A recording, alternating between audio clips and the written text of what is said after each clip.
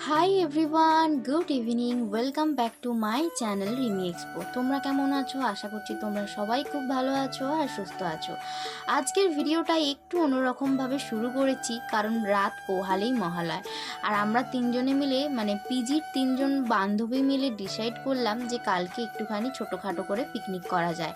তাই জন্য সন্ধেবেলায় আগের দিন সন্ধেবেলায় আমরা সমস্ত কিছু কেনাকাটা করে নিয়েছিলাম। এই যে সকালবেলা, এটা হচ্ছে পরের দিন সকালবেলা। সবাইকে বলে দিই শুভ মহালয়। আগের দিন সব কিছু কিনে রাখলেও চিকেনটা কিন্তু আমরা সকালবেলা গিয়েই কিনেছিলাম।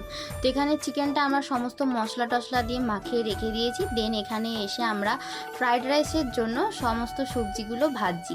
আর তার আগে কিন্তু অলরেডি আমাদের ভাতটা করা হয়ে গেছে। আমাদের একটা ভুল হয়েছে, চালটা যদি আগে থেকে ভিজিয়ে রাখতাম তাহলে হয়তো ভাতটা আরও বেশি হতো আর চালটা খুব ভালো করে সিদ্ধ হতো।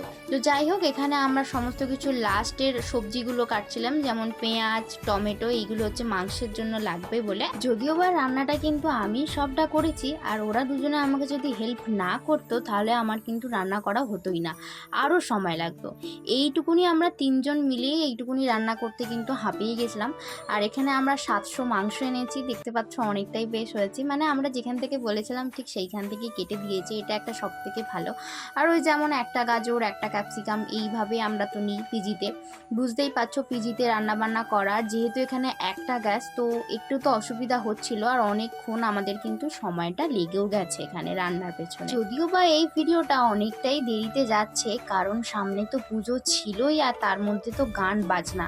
তো সেই সময় যদি আমি ভিডিও এডিট বা ভয়েস রেকর্ড করি, তো ওখানে তো আমার কপিরাইট পড়ে যাবে, যেহেতু গান বাজনা সমস্ত কিছু হয়। তো যাই হোক, তোমরা মহালয় কিভাবে কাটিয়েছো অবশ্যই কিন্তু আমাকে কমেন্টের মাধ্যমে জানিও। আমি সবার কমেন্ট কিন্তু পড়ি আর রিপ্লাইও করি। তো এখানে আমাদের রান্না বান্না হয়ে গেছে, স্যালাড কেটে নিয়েছি। এটা হচ্ছে ফ্রাইড রাইস অনেকটাই হয়েছিল। আর এটা হচ্ছে কি চিকেন, একদম মাখা মাখা করে করেছি। চিকেনটা দারুণ হয়েছিল দেখতে, আর যেমন তেমন খেতেও হয়েছিল, দারুণ হয়েছিল। তো যাই হোক, আজকের ভিডিওটা এখানেই শেষ করছি। তোমরা সবাই ভালো থেকো, সুস্থ থেকো, সাবধানে থেকো। দেখা হবে পরের ব্লগে।